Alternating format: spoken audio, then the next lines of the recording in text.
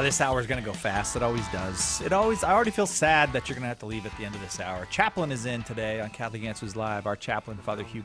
What's that? I'm melancholic. Oh, I start worrying about. You're already sad because you're happy. Yeah, this is true. I already start worrying about summer a few days before summer begins because I feel like it's almost over. There's not enough left. Why even have summer this year? Is that a grumpy person, or what is that? It's not grumpy. It's just pathetic. You could give yourself a break, basically. I am Cy Kellett, your host. Father Hugh Barber is our guest this hour. Father is the chaplain here at Catholic Answers. He's also a Norbertine priest and former prior of St. Michael's Abbey, and a man of many degrees, including from the Angelicum and the Augustinianum. And when we say the chaplain is in, we mean if you got a question that you would ask your chaplain, or a question about the sacraments, a question about a marital situation, a question about your prayer life, a confession, any of it, it's all welcome. 888-318-7884. I feel like we shocked you when you walked into the studio today, Father. How was that? We were talking about the Soul Stone, and you were like, what strange teaching is that? I was trying to figure that out. Yeah. But you were telling things to our friend here that... Brandon, the videographer. That seemed to me not to be entirely catechetical. No, that's right, because they were from the Avengers movie. Mm-hmm. The Soul Stone is in the Avengers movie. And it is a little weird. But I know that he's nothing if not orthodox, so I'm not Brandon? worried about him. Yeah. Yes, he's a fine man, Brandon. He's We're lucky to have him around here. He makes They're movies. all great here. Everyone's great. I don't know. Have you met Nick? Yes, I have. And you still say they're all great? Yeah, I do. Oh, I do. you are. What a good priest you are. 888-318-7884 is our number. Second hour, Stephanie Gray is going to be here, and she is a great voice in the pro-life movement, the author of Love Unleashes Life. And if you are a pro-choice person, we're just going to hold the phones for you second hour. It's only pro-choice callers the second hour. Again, our number here, 888-318-7884. Okay, before I'm going to go to the calls, Father, but I feel obligated to ask you this, but maybe I should just let this go without comment. I read online today that there's some theologians saying the Pope is a heretic. Do we comment on that, or do we just... Let's not comment on it. All right, let's go. If you really want to discuss the matter, yeah. I mean, no, I don't. I don't. I want you. Abstractly, is it possible for the Pope is a man? He's a human being, and consequently, any human being before death can commit any sin, including sins against faith. But the particular judgment that we might make regarding an individual person's faith, as opposed to their hope, charity, prudence, justice, temperance, fortitude, all the virtues, is something that normally we don't go into. Yeah. And no, I don't think it's particularly helpful. Okay, we'll just leave it there then. Yeah. And move on. Because as Catholics, we don't go, of course he's Catholic, because of course that's the normal reaction. But I don't think it's helpful to people to be thinking of these things in the way that they're thinking about them. Yeah, well, I think it's fine for theologians and everybody else, but have these discussions. Right. But no, it's not. So, all right, let's start with Gray in New Jersey, listening on 15/7 AM. Gray, you there with us? Hello. Hi, Gray. Hey, Gray. Hi. Yeah. I guess my question was basically I wanted to know about the Catholics' teachings about the four horsemen of the apocalypse. I guess that's maybe not exactly like the right term to describe it, but I was wondering if the Catholics had any like particular teachings about that would be different than like evangelicals. Well, the thing is, when you're talking about the apocalypse or the book of Revelation, there are not many guides to interpretation of the book of Revelation. So, because insofar as the four horsemen and many other things in the book of Revelation are meant to refer specifically to historical realities that we can indicate, it has so many different interpretations about history that it'd be very hard to say that there's any kind of official Catholic interpretation of those things.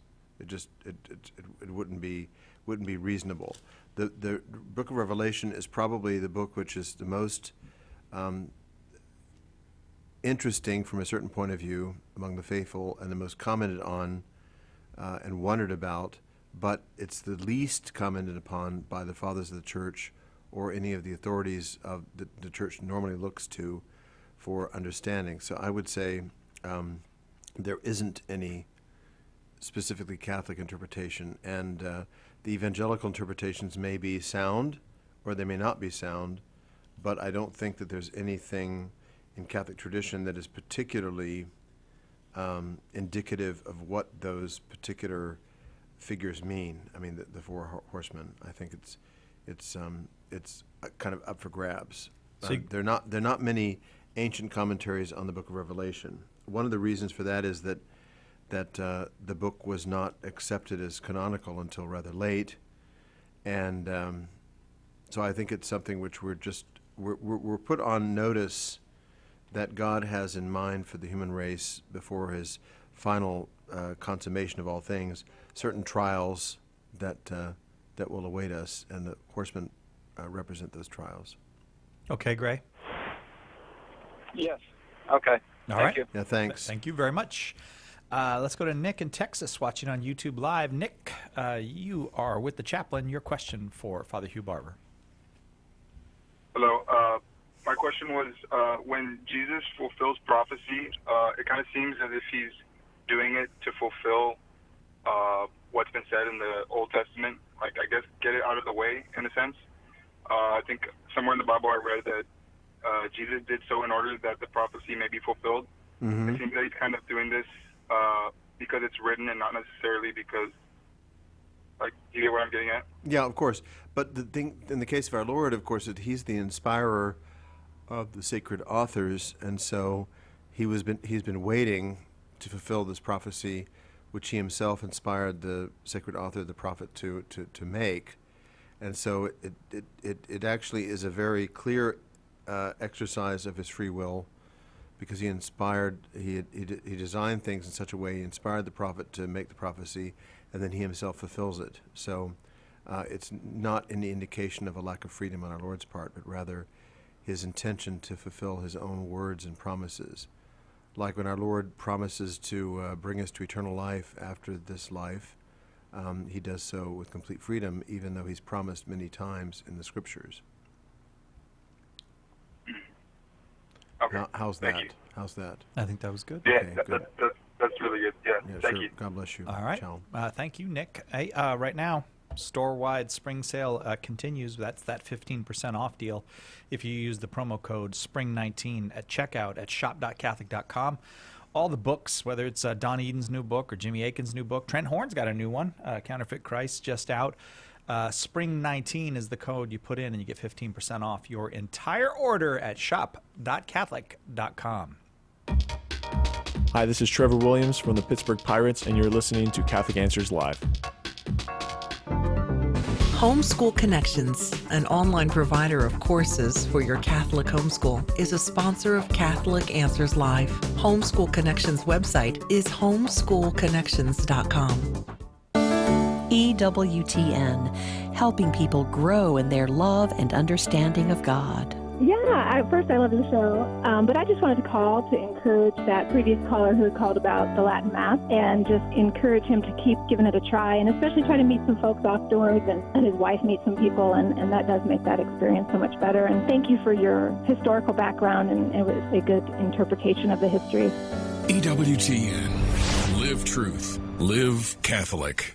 Are you a coffee drinker? If so, you can now enjoy a coffee roasted to perfection by the Carmelite monks of Wyoming. Delicious Mystic Monk coffee is roasted and prepared by monks in a hidden cloistered monastery and is available in over 25 varieties. All Mystic Monk coffees are works of perfection and labors of love. For more information on how to purchase Mystic Monk coffee, visit mysticmonkcoffee.com. That's mysticmonkcoffee.com.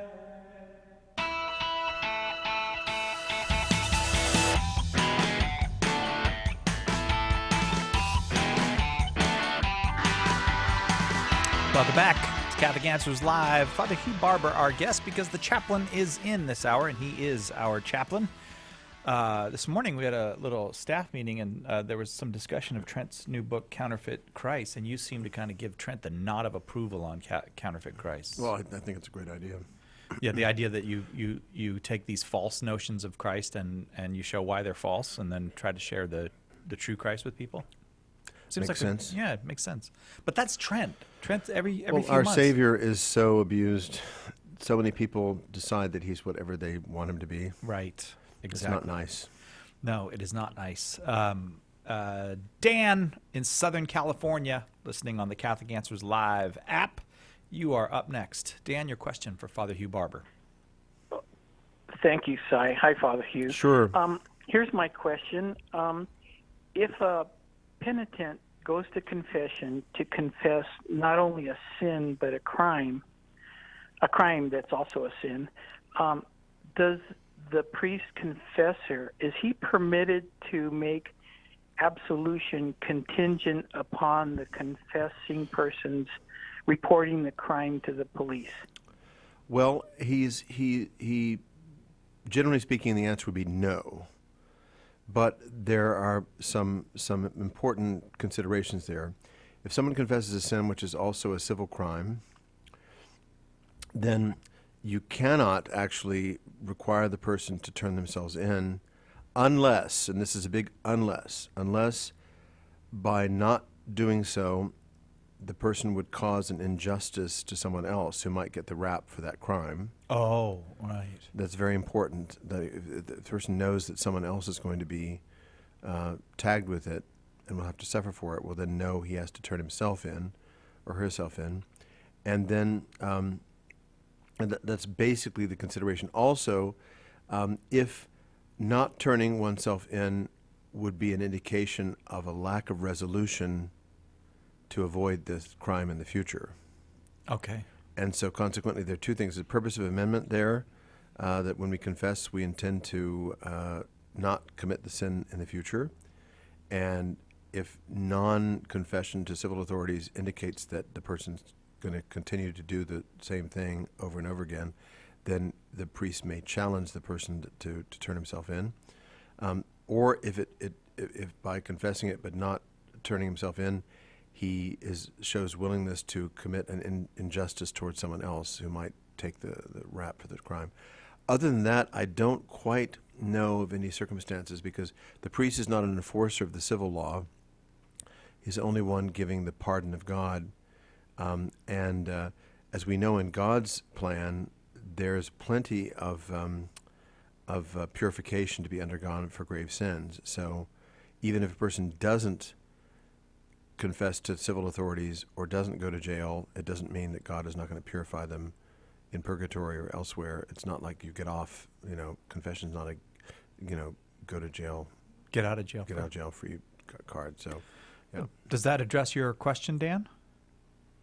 Well, if I can give a little bit of background. In California, there's a bill being considered that would supposedly require priests to report someone who has confessed that their child sexual abused a child.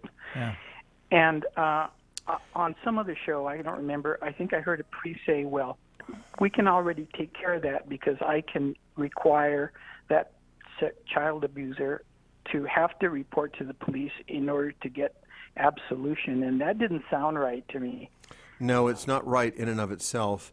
Let's just say, according to what I just said earlier, if in the priest's judgment the person is not going to resist committing that sin again, if he doesn't turn himself in, well, then he has a margin of judgment to say, I can't absolve you unless you're willing to get help.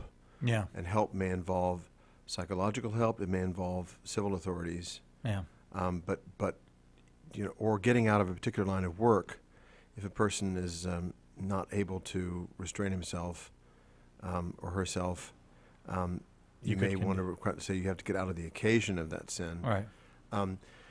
The problem is with people who have problems like pedophilia and whatnot, strangely enough, a lot of them are excruciatingly scrupulous. Really? Yeah, because they've suffered so much from their unruly desires that often they haven't done anything wrong, but they imagine themselves to have committed all kinds of evil. So the priest who's hearing the confession has to be very, very cautious in how he approaches the question, because it's not their judgment that matters, it's the judgment of what is possible for this person and whether or not this person is liable to act out. So I would say yes, the priest could say, I can't absolve you unless you change your circumstances or unless you turn yourself in.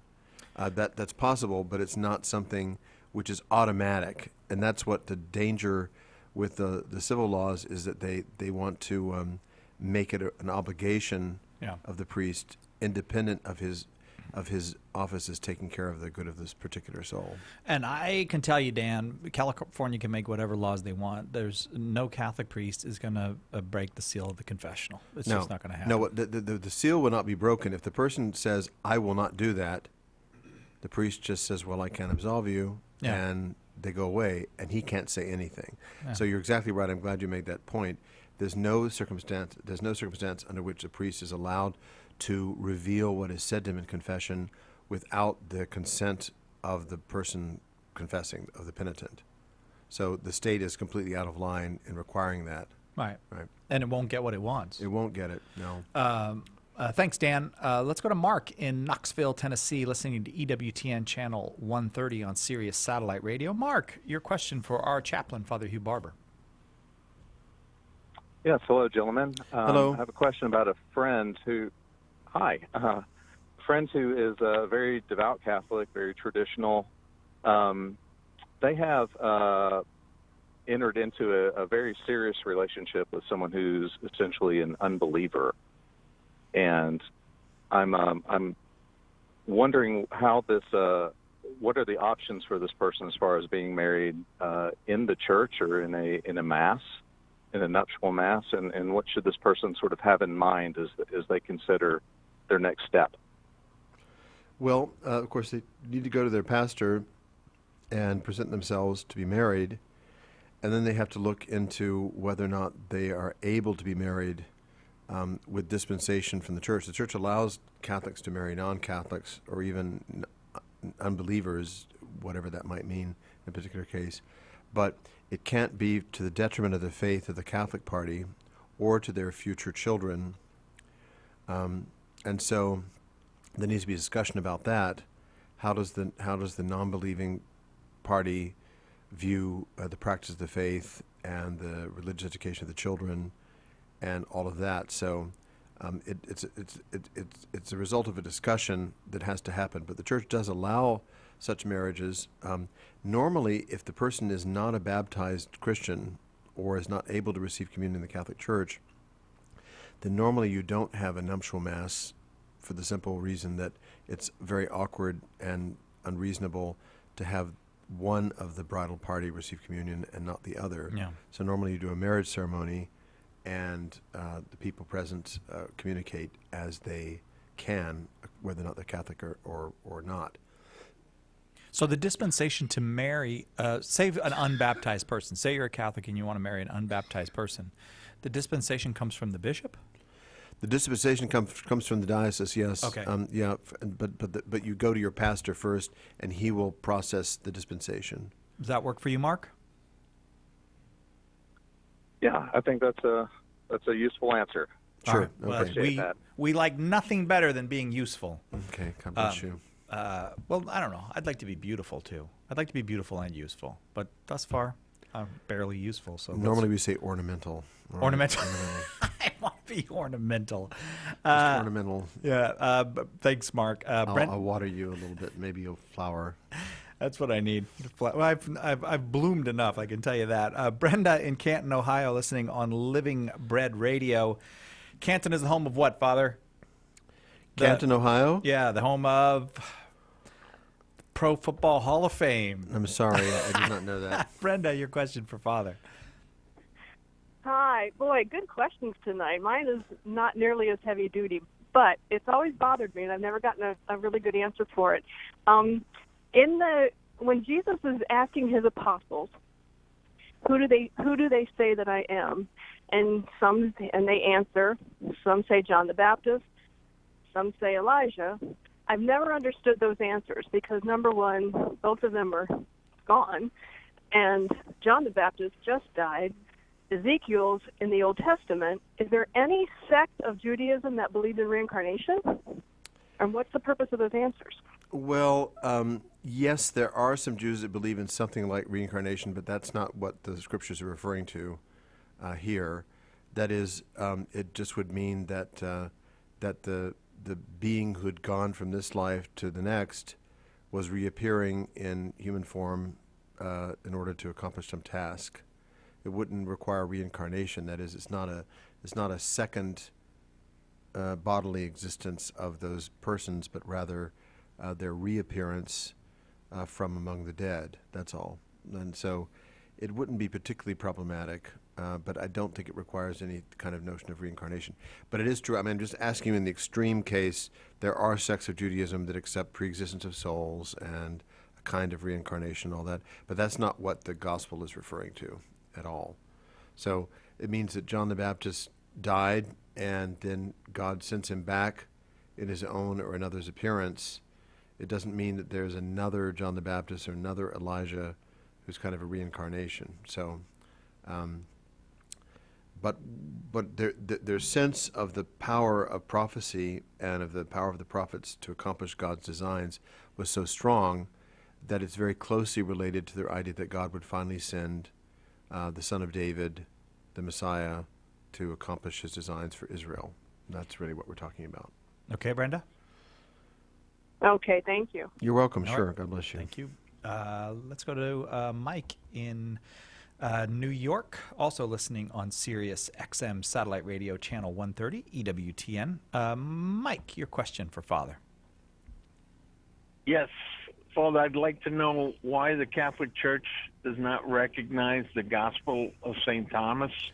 Well, there are a lot of writings in early Christianity that were not accepted into what we call the canon of sacred scripture. That is, there was a lot of debate in the early church over which books are scriptural and which are not. And so, because there were lots of things circulating, some of them orthodox, or most of them orthodox, but some of them not orthodox. In the case of the Gospel of Thomas, that's something that's discovered only in the 20th century with the discovery of a whole cache of manuscripts in the Egyptian desert that were preserved over the centuries. And before then, like with the Gospel of Thomas, they only had various spare quotes here and there, but they didn't have the whole text. And of course, then they got it finally with this discovery. And it's a gospel which belongs to the Gnostic sect of believers who were not orthodox in their teaching regarding human nature or the nature of God. And in particular with the Gospel of Thomas, it teaches some very a number of things which are not in line with Christian understanding of human nature. So they didn't teach what the apostles taught about those right, things, not is at all. what you mean. So Yeah. that Okay. of course, anyone in antiquity, they wanted to give authority to their work. They would call it after some authoritative figure. But the Gospel of Thomas has teachings, for example, that a woman, in order to be saved, has to make herself a man.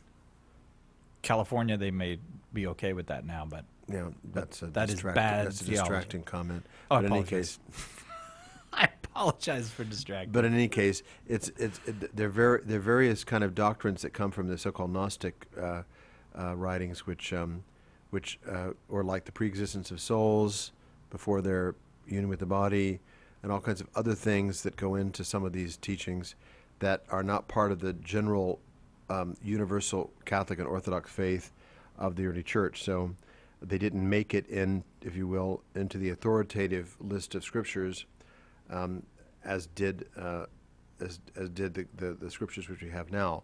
Now, there are plenty of other writings which are not heterodox, they're not unorthodox, but they never made it into canon either, like the Epistle of Barnabas, for example, or the Didache of the Apostles, or the Proto-Evangelium of James. There are various writings which are basically orthodox, but which are not scriptural. So they're Christian books. They're just not They're Christian scriptural. books of the time, right, exactly. But the Gospel of Thomas has real theological errors that the church rejected. Now, does that address your question, Mike? Yes, it does. Thank you very Sure, much. Yeah, God bless Okay, you. thank you, Mike. A Gnostic. Okay. Okay, Mike. Thanks. I just want to a Gnostic. Does this movement of Gnostics come out of the early Christianity, or is it something that was before early Christianity and got bent over, or into the Christian It's column? an interesting question. The basic notion is that at least from the Christian side, Christian Gnostics, is that Christianity is not a religion for everyone, but it has a certain secret revelation, which is for some, right, and a public revelation, which is for everybody else. And the church came down very strongly on the side of, no, there's only one revelation, it's public, it's for everybody, and there's no secret revelation. And you can we're have not, it for free. We're not like the Freemasons or Yeah. some kind of cult. Right. Right back with more with the chaplain right after this. In his new audio presentation, The Very First Fathers, apologist Jimmy Akin takes you on a tour of the earliest Christian writings outside the New Testament. From the most famous figures and most notable works to those lesser known but no less important, this pivotal time in the development of the early church is revealed in fascinating detail. Jimmy shows how, even in the first century after the resurrection, it was necessary to defend and explain truths that are still under attack today, such as the real presence of Christ in the Eucharist and the perpetual virginity of Mary. The Very First Fathers is a compelling look at the dawn of the Christian age and edifying listening for anyone who wants to understand and defend the full truth of Catholicism. Order your copy of The Very First Fathers today by calling 1-888-291-8000, logging on to the shop at Catholic.com, or asking for it at a good Catholic bookstore near you. Did you know you can book any of our great speakers to speak at your parish or special event? Contact one of our seminar coordinators through the Speakers Bureau section on Catholic.com today to find out more information. Love and beauty. As a little girl, Dawn Eden Goldstein knew that she wanted those things, that in them somehow she would find God. Over the years as a rock journalist, she moved among some of popular music's best-known artists, straining to capture that transcendent love and beauty in every note and lyric. In Sunday Will Never Be the Same, Dawn recounts her spiritual journey in beautifully wrought detail, mixing powerful accounts of trauma, healing, and epiphany with funny anecdotes from inside the music scene. It is the rare conversion story that delights as it inspires, amuses as it edifies, and ultimately lays before the reader a lived testimony to the transforming grace of Christ. Order your copy of Sunday Will Never Be the Same by calling 1-888-291-8000, visiting the shop at Catholic.com, or asking for it at a good Catholic bookstore near you.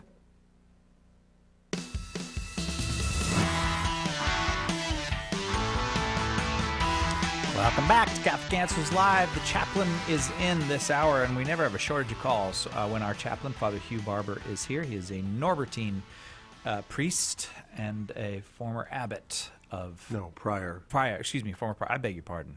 The difference is very great. Yeah, it is. I didn't mean to demote you. No. Sorry. Demote the abbot. I know, I didn't mean to demote. You are... you guys are, in the Norbertines, are reverential towards your abbot. We should be. Yeah. Yeah. All right. Well, I'm just not everybody, not all religious have that same reverence for their superiors. All right. No comment. One should hope that they do. I am trying to get you to say something controversial right, today. I'm not going to say anything. You got controversial. nothing for me today. All right. Let's fine. We'll just go back to calls then, because there's plenty of them. Tom in Allentown, Pennsylvania, also listening to EWTN on Sirius Satellite Radio, Channel 130. You are up next. Tom, your question for Father. Hi, Father. I enjoy listening to your program, and I know you'll give a complete answer. I believe completely that the Eucharist is the body and blood of Jesus, because that's what he said.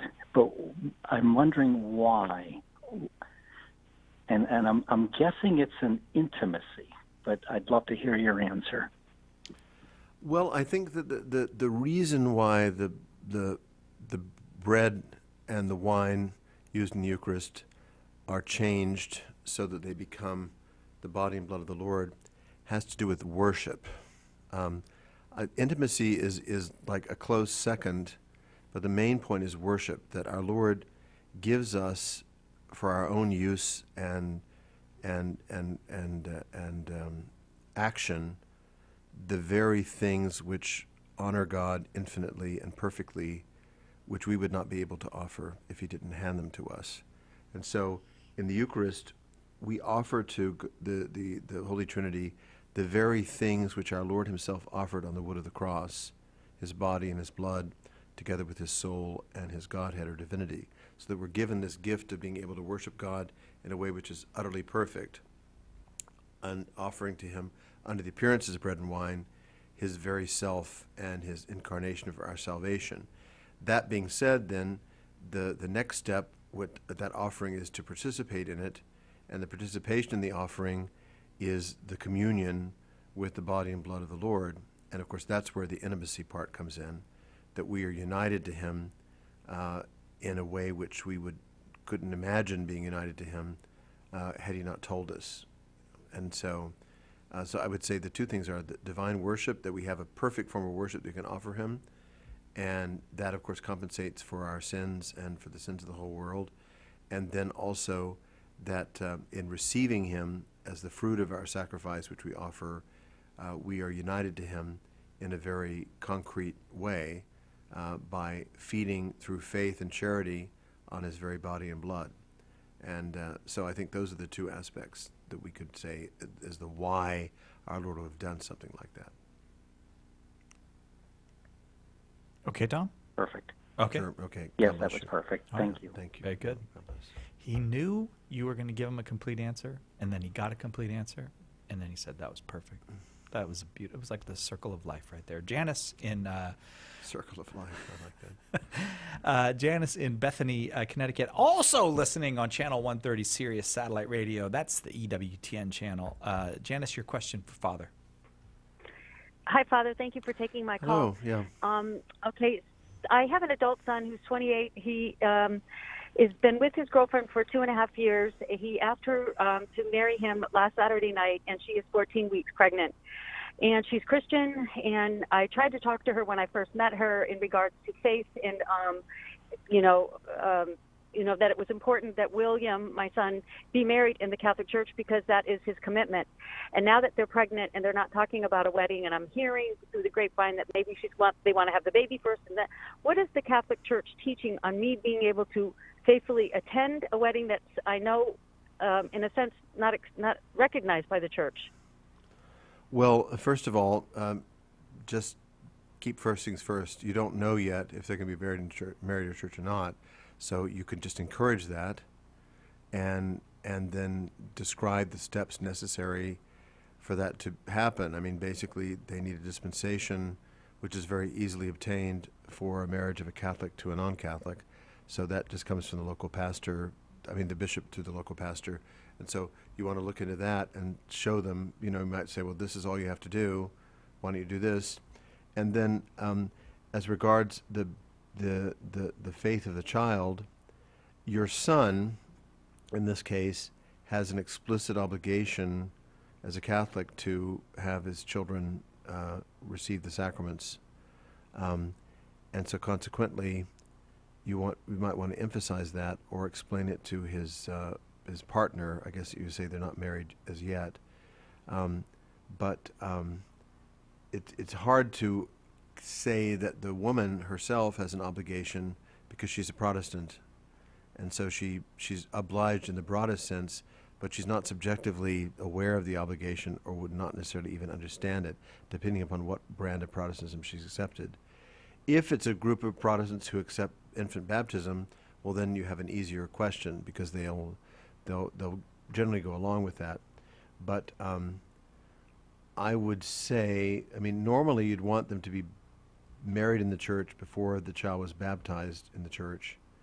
But of course, if that takes too much time, it makes perfect sense to baptize the child, even if they're not married in the church yet. But these are things that they happen all the time. It's not a rare or extreme case by any stretch of the imagination, and they can be easily resolved by recourse to your local pastor. And then a reminder, that the purpose of marriage in the Catholic sense of the term or in the Christian sense of the term is not just to produce children and have a family, but also to produce children and a family for the worship of God according to the religion that he himself has revealed. And that's what you want in baptizing the child. Janice? Okay. Thank you, Father. Yeah, God bless you. God bless you. Peace. Thank you. Thanks. Bye. Bye. Let's go to John in Atlanta, Georgia, listening on the Quest 1160 AM. John, your question for Father. Good afternoon. Father, I wanted to know if you were familiar with a use of the word meek that I don't think we hear or is not in common practice. When we use the word meek in Catholic context, we usually mean it in terms of being deferential or retiring or non-confrontational. Mm-hmm. But I've heard it said that the word meek actually comes from a root that refers to the taming of a wild horse and channeling the power of a wild horse. I'm wondering if you're familiar with that, if that's accurate, and if that is accurate, does that not have implications then for how we understand that word and what it means in various Catholic contexts? Well, I don't recall that particular root. I'm thinking like priotes, something like that, but I'm not thinking of the horse thing. The subduing of passions is definitely implied in the use of the word meek, but meekness is a form, actually, of the virtue of fortitude or courage. And so consequently, a meek person is able to endure difficulties or insults without an exaggerated, wrathful response. It doesn't mean sort of a namby-pamby, doormat attitude. It just means that the person in question is able to respond calmly and rationally to assaults on his or her own dignity or upon the justice due to that person. And that instructs the rest of us and gives us a good example of how it is that we are able to deal with injustices. Our Lord said in the Gospels, he said, "Learn from me, for I'm meek and humble of heart." And it's the only place in the Scriptures where he actually says, "Learn from me." He was teaching continually, but he knows how difficult it is for us to be to endure calmly injustice, and so he tells us in particular, "Learn from me, for I am meek and humble of heart." And so we need to look to our Lord's example in his passion, his silence, his putting aside, defending himself against people that are malicious, and enduring patiently all that was coming to him in accordance with the will of God. And I think that that's the deeper spiritual sense of meekness, is just that it's a kind of courage. We don't normally associate meekness with courage, because it would seem like courage would mean, socking someone and right. And but it takes courage to just endure an injustice because there's something better in store or more helpful to those with you to endure. Yeah. John, I hope that is helpful to you. Thank you very, very much for that call. The chaplain is in this hour. Our chaplain is Father Hugh Barber, and he's here to take your questions. And May, as our chaplain reminded us this morning, is the month of Mary, and we've got a free ebook that we put together for you for the month of Mary. Just visit shop.catholic.com, and you click on the Queen of Heaven banner, and you get to download your free copy of Queen of Heaven, Ever Virgin, Full of Grace. Again, it's at shop.catholic.com. This month it's not at our Facebook page. It's over at the shop. So go over to shop.catholic.com right now. Click on the Queen of Heaven banner and get your free copy of Queen of Heaven, Ever Virgin, Full of Grace. Hi, this is Phillip Rivers, NFL quarterback, and you're listening to Catholic Answers Live. The wisdom of Mother Angelica. The only thing new about the heresies in the church and the schisms in the church today is it's mixed with satanic worship. We in the church have gone from enneagrams to centering prayer to solstice worship to goddesses. And you buy it as something new. For more information on Mother Angelica, visit Religious Catalog at EWTNRC.com. Catholic Answers Live is brought to you in part by CatholicSingles.com, the website for Catholics who want to meet others who share their Catholic values for faith, fellowship, and love. You can learn more at CatholicSingles.com. Catholic Answers Live thanks CatholicSingles.com for their generous support. You've heard that St. Paul Street Evangelization supports hundreds of teams of evangelists sharing the good news. But did you know that some of these teams are public prayer stations? Set up a sign on the sidewalk and offer prayer and encouragement to those you encounter. Everyone needs prayer. Try this new method of witnessing to Jesus. Contact St. Paul Street Evangelization to get started at streetevangelization.com. That's streetevangelization.com.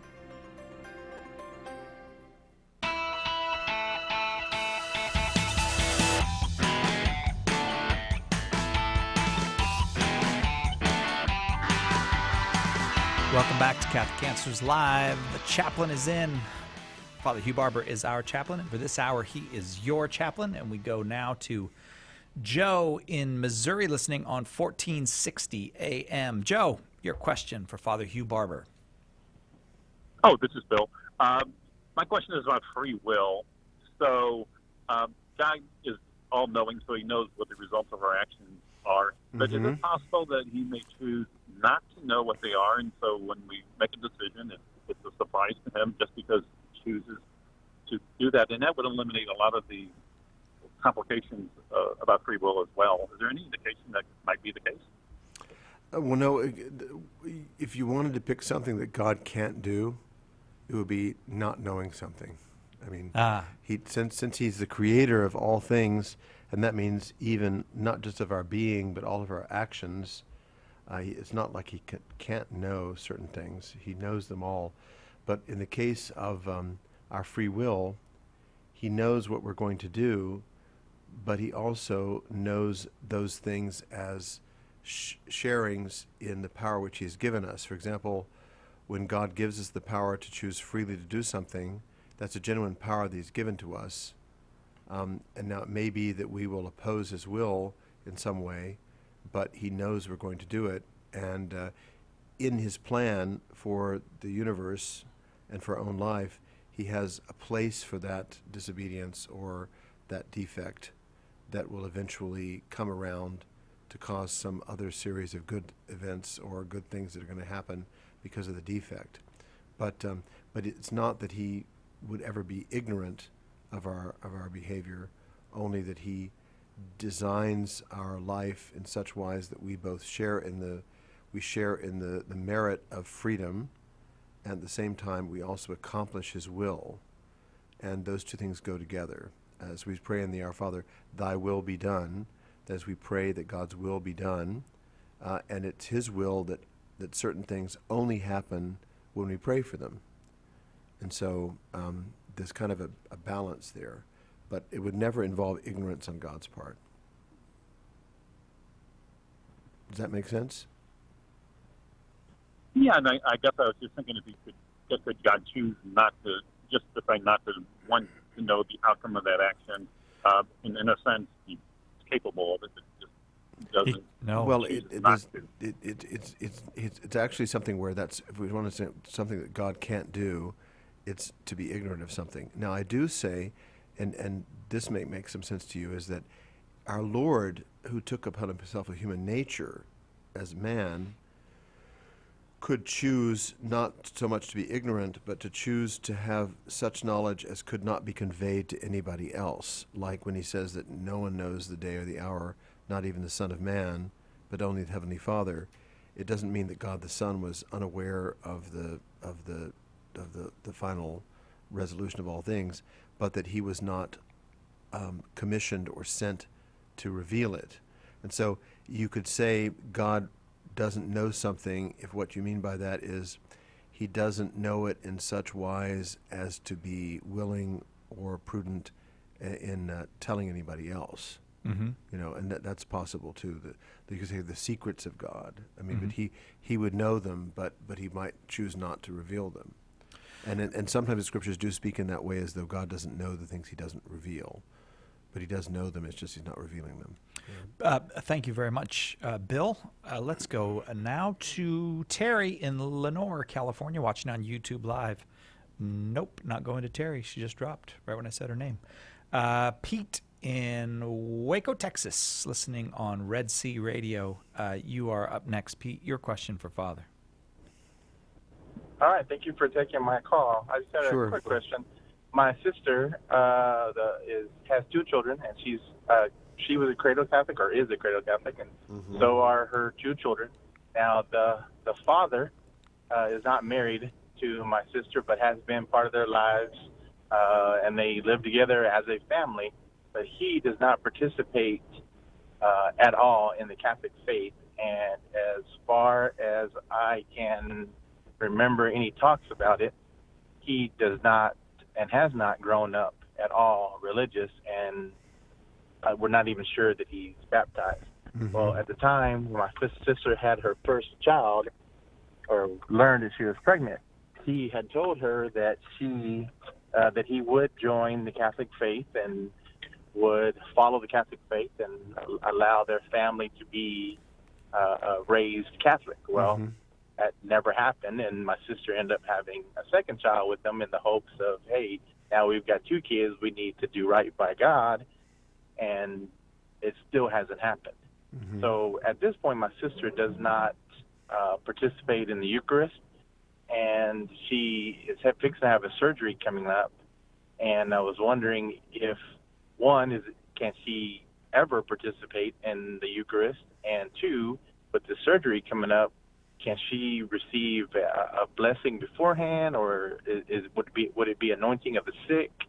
How does that work, or would it work as far as her not in her being situation? married? Okay, Pete. Well, I would say this, that of course the main thing for your sister is to have access to a priest and explain her situation and let the priest make the judgment regarding her reception of the sacraments in view of her surgery. But certainly in the situation that she's in, if she's not married to the man and he will not marry her, even though they have 2 children, she's in a difficult position regarding the teaching of the church, because they're not married, in which case they're not free to have marital relations, even though they have children previously. And so it's like I say, it's a difficult position where she's not really able to have relations with him and at the same time receive the sacraments because she's not married legitimately. So it's a painful situation. So she's right to abstain from Holy Communion. But what she needs to understand is that her participation in the Eucharist is still real. If she's at Mass and she has a living faith in the presence of our Lord in the Blessed Sacrament, she can unite herself with that offering and receive graces from it and blessings on her family, even though she has to abstain from receiving communion sacramentally. But and that isn't nothing. That's not just symbolic. It's actually real when we make so-called spiritual communion. And but this is the kind of situation that Pope Francis was referring to, difficult situation that people live in. And there's lots of discussion in the church about the nature of the form of matrimony and whether the church should continue to insist on that form. But for right now, the church does, and so we have to go according to those norms.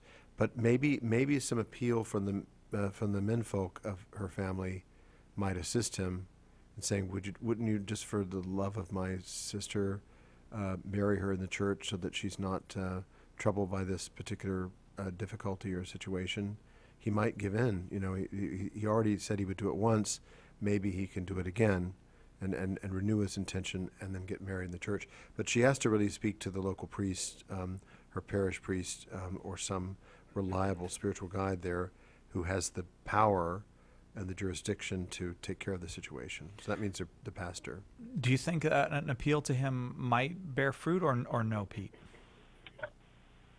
I'm not sure. I mean, we've talked before just about getting married, not even joining the church, just, civilly get married. And even that's been kind of a contentious point with him.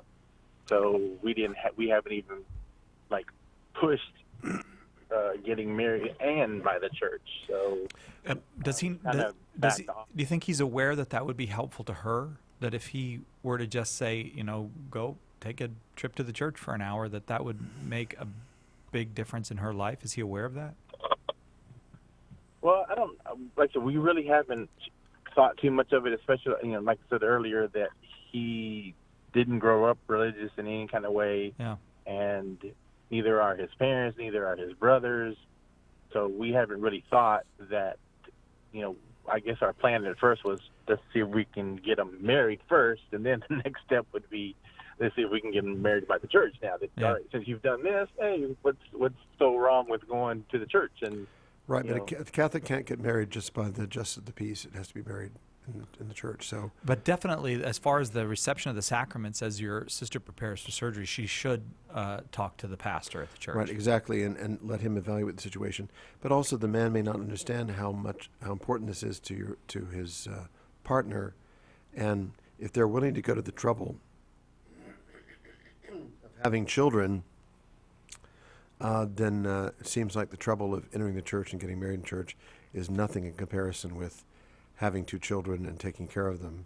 Yeah. So I don't know in terms of difficulty or obstacles. He's already doing all this other stuff. It doesn't make sense to me that he would be opposed to it, because he already has bound himself to so many natural obligations that it would seem like entering the church and letting his wife receive the sacraments would be very easy. Yeah, and by entering the church, you mean just walking into the church. He doesn't have to become Catholic. No, he doesn't become a Catholic, but he has to help her to be right with the practice of the Catholic Church so that she can receive the sacraments. Pete, I hope that was helpful to you. Make sure your sister does talk to the pastor before that surgery, though, guys. He can be helpful to her. Weston in Des Moines, Iowa, listening on Iowa Catholic Radio. You are up next. The chaplain is yours. Weston, your question, please. Hey, Weston. Of the canon of Scripture, and since we had to weed out so many letters and writings for the actual canon of Scripture, I've also heard that it's very expensive, or what was in those days, to make a piece of writing, because you have to get the vellum by sacrificing your livestock, and the labor involved with that. And I was just wondering the motivation of the people that wrote falsely about the gospel. Were they spending that much money on, did they intend to lie and subvert the gospel? Did they actually think they had something? Did they have bad catechesis? I was just wondering what was going on there. Well, first of all, interestingly, when you talk about price, the majority of the so-called Gnostic Gospels, or the heterodox or unsound scriptural writings, come from Egypt.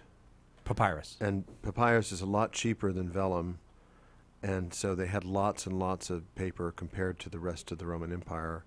In fact, that was the main way of providing writing material. And then later on, when papyrus disappears, they go back to vellum. So it was actually cheaper than we might imagine it to have been. It is true that the books were reproduced by hand, but that was a whole industry. You went to a little shop, basically, where you'd hand them a text and ask them to make a copy of it, and they had people working all day long, like typists, basically, reproducing whatever you asked them to reproduce. So it was not as difficult in antiquity as you might imagine, but so I don't think that that expense or money had much to do with the promulgation of the non-canonical scriptures, some of which are orthodox and some of which not. It's more a question of just the level of technology that existed at the time for the transmission of knowledge. And of course, the original technology was the scroll on papyrus, and so that's long. And then they came up with the codex, which is the bound book, which is what we still have today. You know. Weston, I hope that was helpful to you. Thank you so much for your question. Father Hugh Barber has been our guest. Father, may we have your blessing before we go? Benedictio Dei omnipotentis Patris et Filii et Spiritus Sancti, descendat super vos et maneat semper. Amen. And honor Mary in her month of May, which is beginning today. Like maybe make a commitment to say a couple more Hail Marys a day, or find some way to honor. Or a rosary, or bring her a posy. Or do put it in front of her statue. Do an act of charity in right, something May. in honor. Honor Mary each day of May. All right, we'll do it, Father. Coming up next, Stephanie Gray is going to be here. If you are a pro-choice person, this hour's for you. Only pro-choice callers coming up. Why are you pro-choice?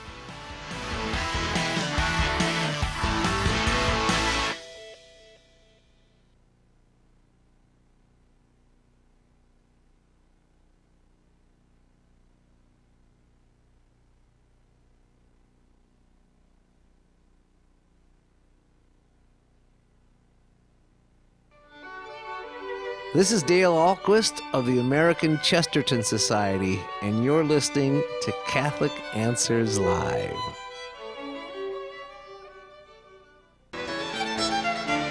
Monsignor Robert Hugh Benson's masterpiece, Lord of the World, is, in a word, prophetic. Originally published in 1907, it depicts a world where relativism has triumphed over objectivity, a world where, in the name of tolerance, religious doctrine is not tolerated. It is a world where euthanasia is practiced widely and religion hardly practiced at all. The lord of this nightmare world is a benign-looking politician intent on power in the name of peace and intent on the destruction of religion in the name of truth. Author Dale Ahlquist said it best: whether or not Monsignor Benson's picture of our future is accurate, the fact is his picture of our present is chillingly accurate. Recommended by Pope Benedict XVI and by Pope Francis, Lord of the World is a must-read. It's also the latest release in the Catholic Answers Classics series. Order your copy of Lord of the World now by calling 1-888-291-8000 or by visiting Catholic.com or by asking for it at a good Catholic bookstore near you.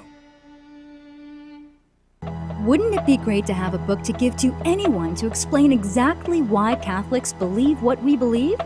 The good news is that now there is. Why We're Catholic is the groundbreaking new resource by apologist Trent Horn. That one book you can hand to anyone as a starting point for helping them find their way into or back to the practice of the Catholic faith. In a series of short, easy-to-read chapters, Trent covers the whole range of common topics, starting with why we believe in anything at all, and answering all the common objections to the Catholic faith, both doctrinal and moral. Don't miss out on the most important, life-changing book to come along in years. Better yet, it's only $3 a copy when you order in bulk. Order your copies of Why We're Catholic today by calling 1-888-291-8000, visiting the shop at Catholic.com, or asking for it at a good Catholic bookstore near you. Looking for the best and solid Catholic resources that can answer your questions on all things Catholic? Looking for books, audio, and DVDs by the top Catholic thinkers and speakers on the planet today? Stop in today and visit the shop at Catholic.com. All of our resources are time-tested, apologist-vetted, and trustworthy and faithful to the teachings of the Catholic Church. There's no better source for solid Catholic resources anywhere on the internet. When you're shopping for good Catholic books, CD, DVDs, and more, turn to someone you can trust. Visit the shop at Catholic.com today. That's shop.catholic.com. It might be said that anti-Catholic notions of the Church's history are the original fake news. With all the misinformation being spread, where does one look for the truth? In The Real Story of Catholic History, Professor Steve Weidenkopf gives you the facts on over 50 of the most common misconceptions about Catholic history and shows how to answer them simply and powerfully. Whether it's to answer claims about Catholicism's supposedly pagan origins, old myths about the Inquisition that never seem to go away, or more modern errors that anti-Catholics put forth, The Real Story of Catholic History is an essential resource for every Catholic's bookshelf. Order your copy of The Real Story of Catholic History today by calling 1-888-291-8000, visiting the shop at Catholic.com, or asking for it at a good Catholic bookstore near you. Tim Staples, Trent Horn, Cy Kellett, Chris Check, Carlo Broussard. Our on-fire lineup of speakers will inform and inspire your audience to grow in their Catholic faith.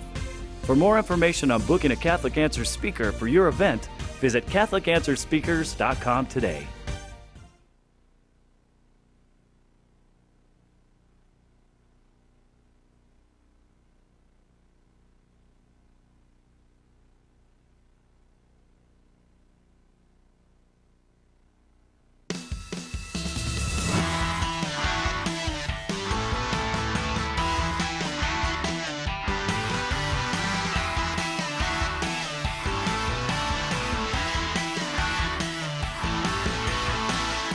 Welcome back to Catholic Answers Live.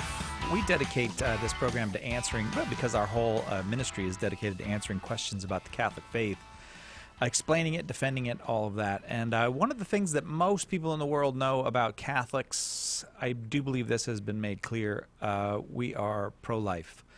If you prefer the term anti-abortion, that's fine too, because at least, I don't know, I can't speak for everybody, but I'm perfectly comfortable with that. I am against the act of abortion.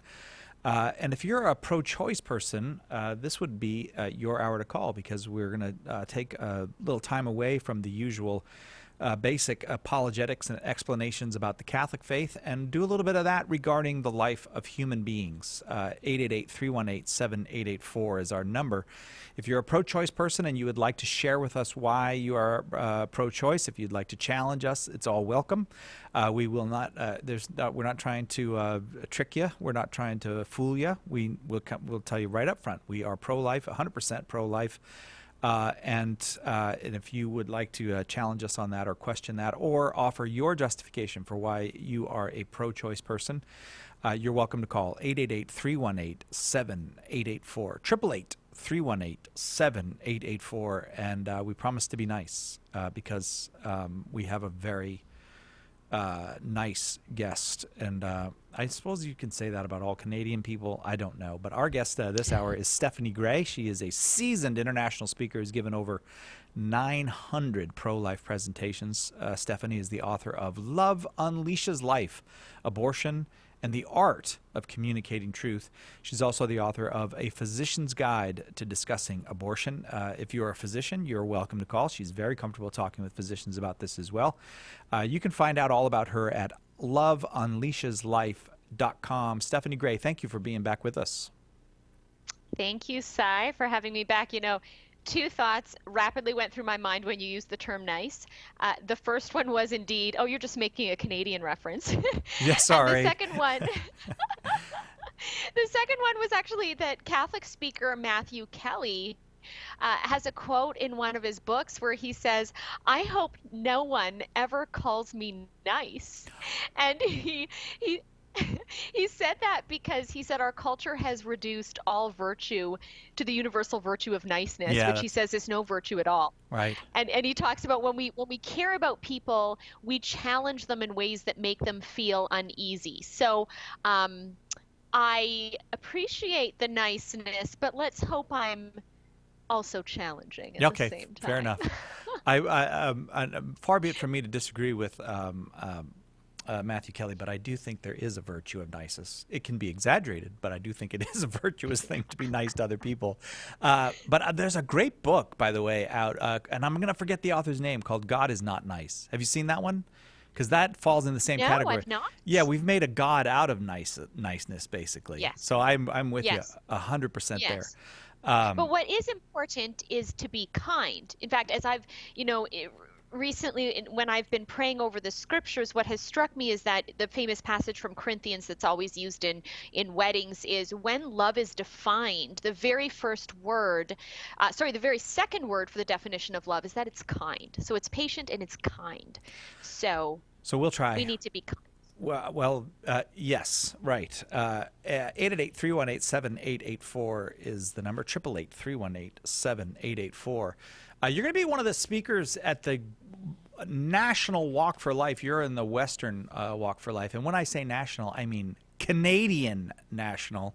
I do not understand why you Canadians can't have a Walk for Life when we have it here in America in January when you're supposed to be walking for life.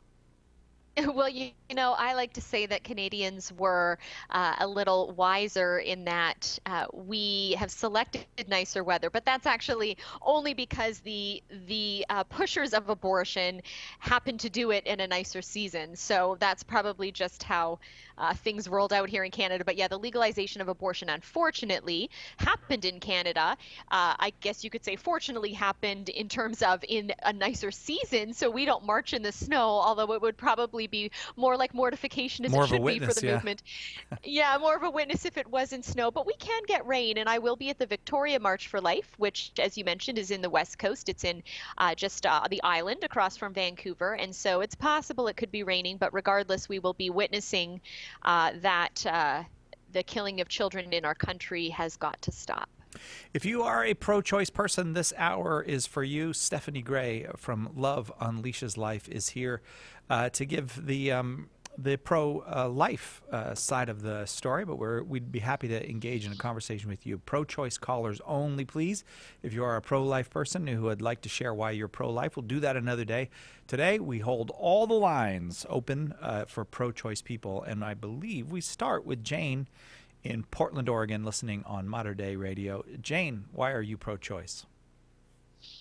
I'm pro-choice because I think that I do respect your point of view, and I think it's great. I think there's room for different points of view, though I think that that individuals, that this is a private issue for the individual and their families.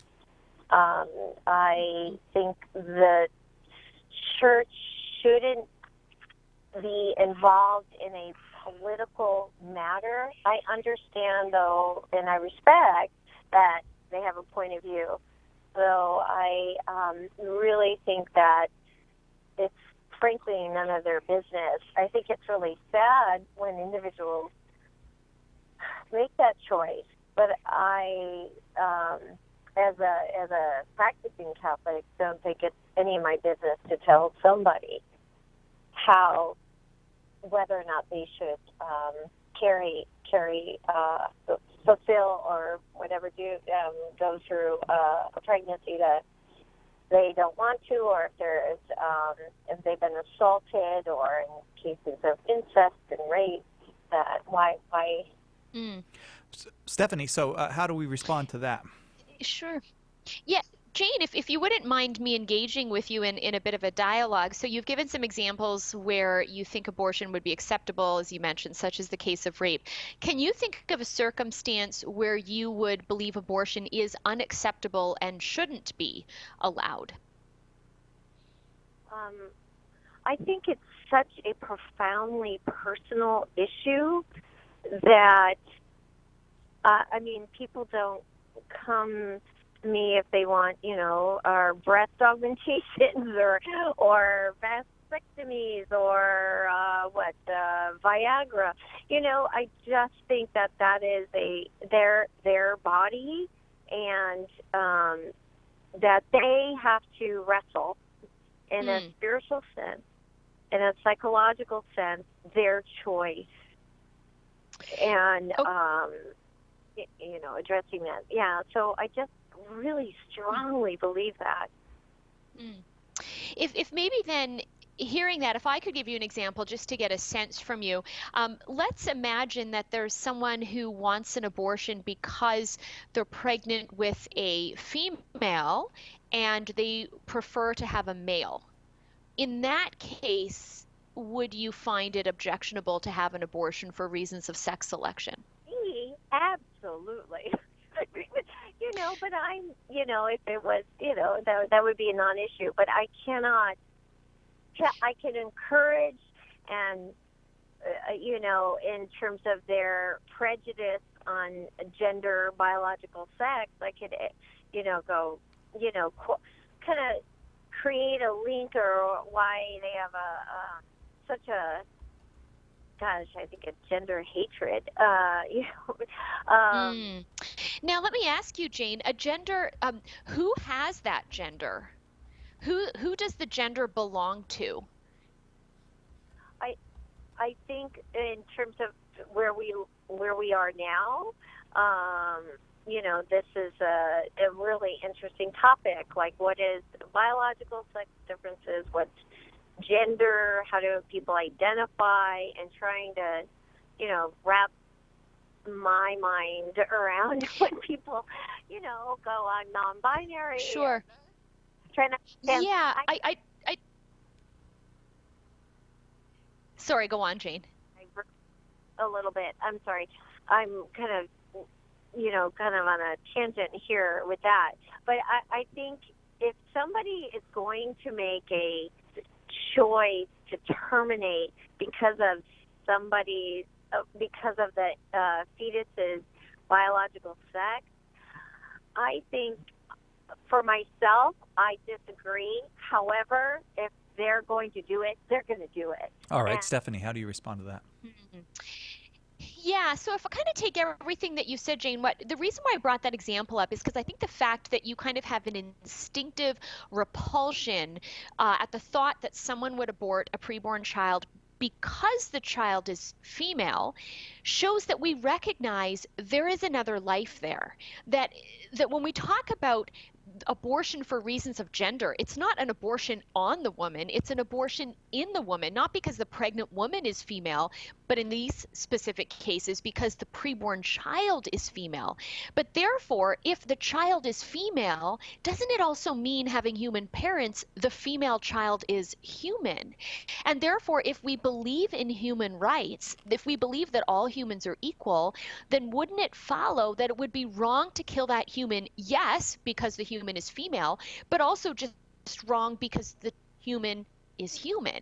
And so while I understand the example you gave about the circumstance of pregnancy from rape is a trauma and is a terrible evil, we don't kill born children whose fathers are rapists.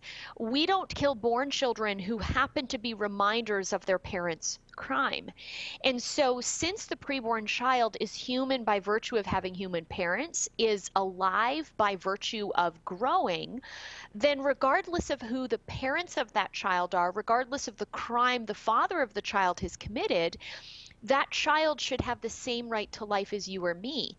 And so to have the church make an opinion, to have the state make an opinion on abortion is no different than the church or the state making an opinion on rape or on slavery by condemning those two actions. We expect the church and the state to speak out against human rights violations. And so I would argue that abortion is parallel to that. It's just another example. Stephanie, thank you very, very, excuse me, I was going to say Stephanie, thanks for the call, but you're Stephanie. Jane, thank you for the call. Appreciate that. And appreciate the opportunity to have a conversation about these things. 888-318-7884 is our number. We're only taking calls from pro-choice people today. If you are a pro-choice person and would like to, as Jane has done, share with us why you are pro-choice, you are welcome. 888-318-7884.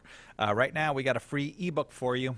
And it's a brand new one for the month of May. Queen of Heaven, Ever Virgin, Full of Grace. You can guess who that's about. It's about Mary. You just go to shop.catholic.com and you click on the banner, the Queen of Heaven banner, and you get a free ebook, Queen of Heaven, Ever Virgin, Full of Grace. This is Bishop Chad Zielinski from the Diocese of Fairbanks of Northern Alaska, and you are listening to Catholic Answers Live. Catholic Answers Live is proudly supported by CatholicChemistry.com, a new dating site for Catholics who want to do dating right and believe relationships start with Catholic chemistry. Catholic Answers Live thanks CatholicChemistry.com for their generous support on the web at CatholicChemistry.com. Underwriting for Catholic Answers Live is provided by Real Estate for Life. Real Estate for Life connects home buyers and sellers to real estate agents while supporting pro-life organizations. On the web at realestateforlife.org. The wisdom of Mother Angelica. I said to the sisters one day, what do you think you're going to look like in heaven? Oh, some of them had absolutely magnificent ideas. I didn't think of one of them. And so I got desperate because then my turn came. I didn't know what to say. And so in desperation, I said, what do you think I'll wear in heaven? And they all said with one voice, armor. EWTN. Live truth. Live Catholic.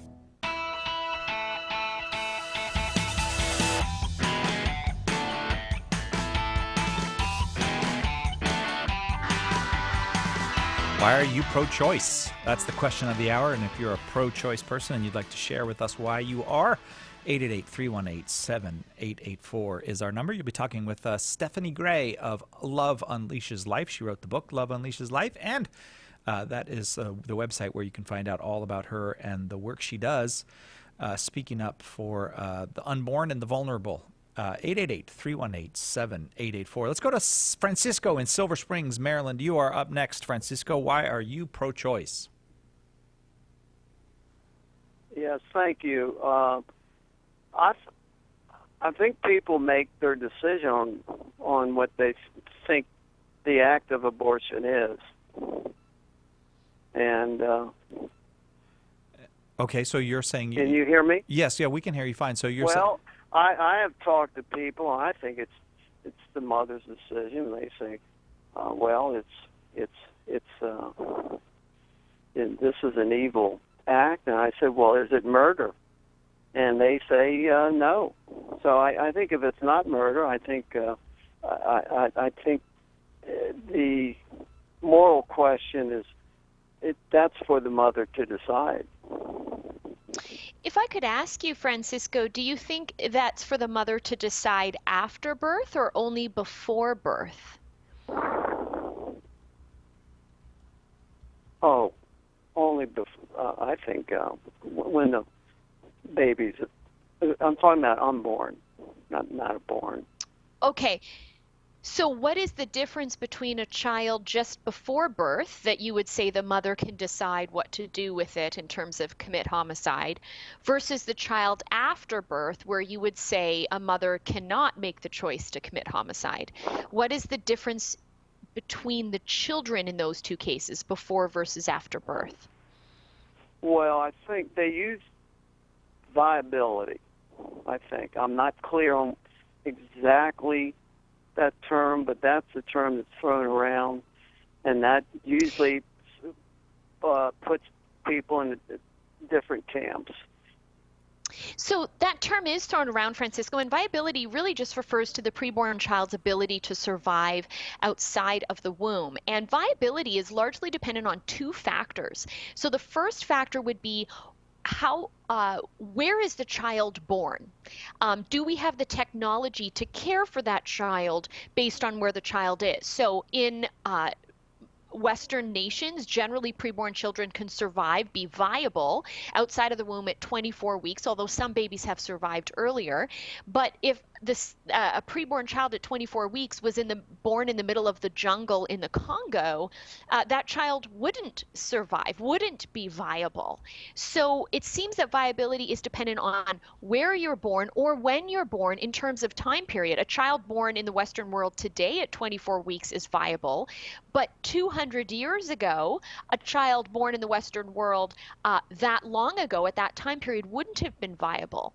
So my question for you, Francisco, is should the right to life be grounded in where we're born, when we're born, or should it be grounded in who we are?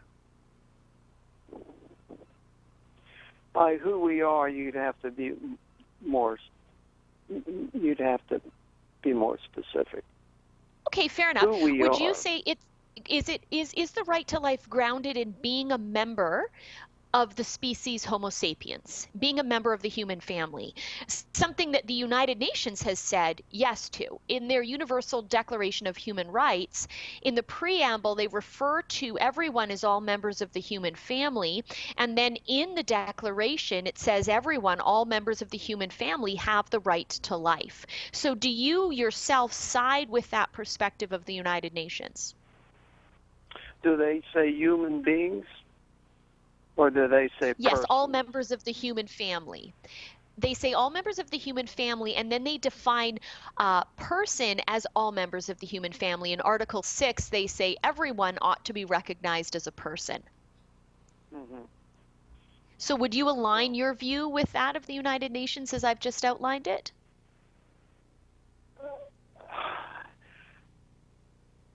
It's on the surface, yes.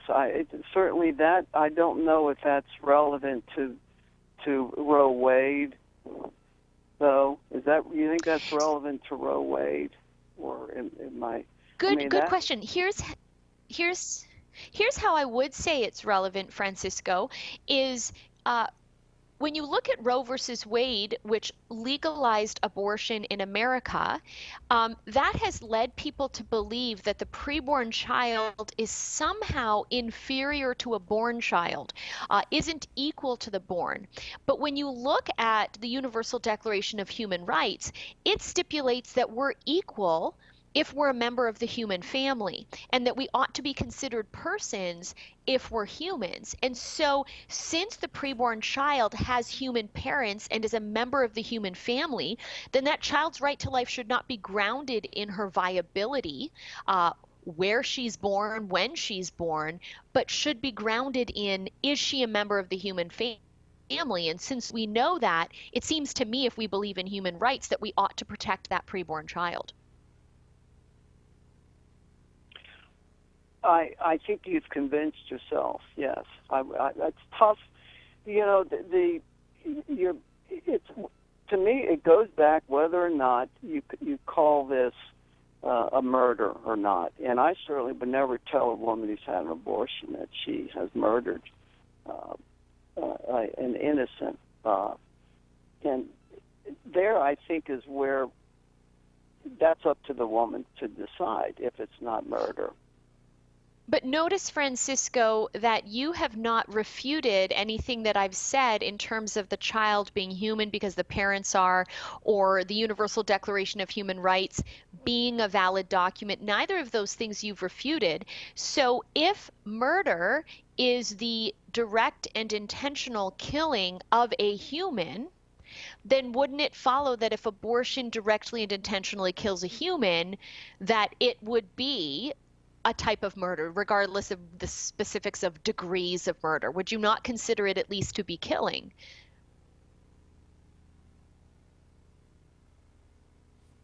Are you there, Francisco? No, I guess not. Oh, well, okay. Thank you very much, Francisco, for that call. Appreciate it. You didn't just convince yourself. You convinced me too, Stephanie. Okay. I was going to say back to Francisco. Well, the question is not, did I convince myself? Did I convince you? That was the more best, important question. That best kind of deflection I have heard yet. Like, well, I think you've convinced yourself. Well, okay, that's Bruno in Vancouver, Canada. Oh, a Canadian talking to a Canadian. This is going to be good American radio. Bruno, I'm in Vancouver. Why are you pro-choice, Bruno? No, actually, my question is about euthanasia. Actually. Euthanasia. Okay.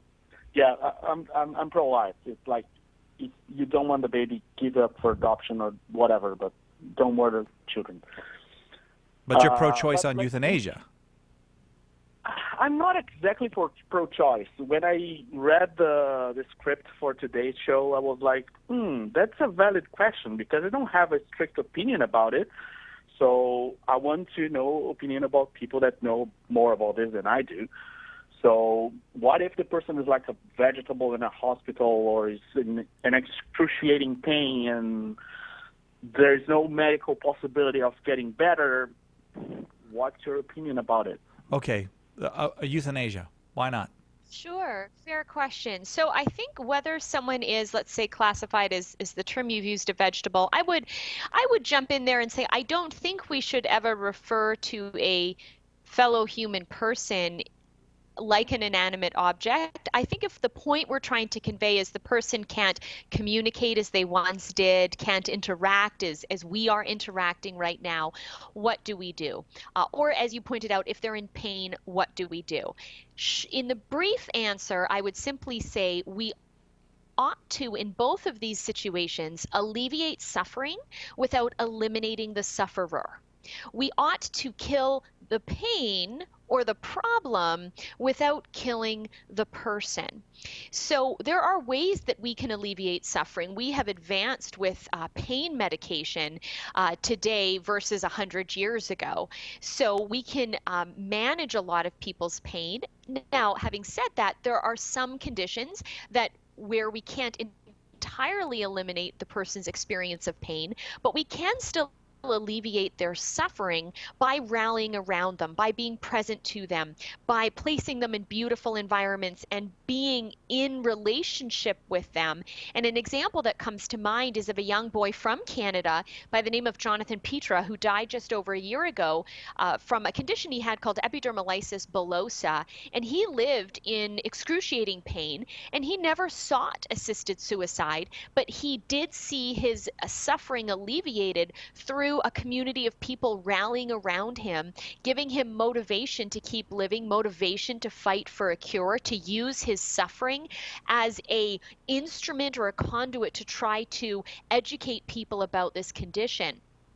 And if someone is, for example, not able to communicate, they're not interacting, I often think, well, aren't newborn babies like that? Newborn babies just eat, sleep, and poop. How do we treat them? We hug them. We cuddle them. We sing songs to them. We play beautiful music for them. We bring them outdoors for walks. So if we have a teenager or an adult and an elderly person who is kind of like a newborn infant in that they can't communicate well, why don't we treat them like we treat infants?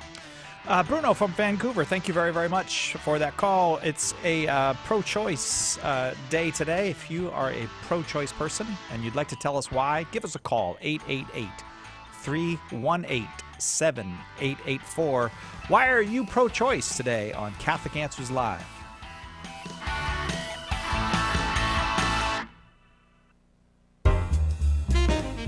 This is Harry Connick Jr., and you're listening to Catholic Answers Live.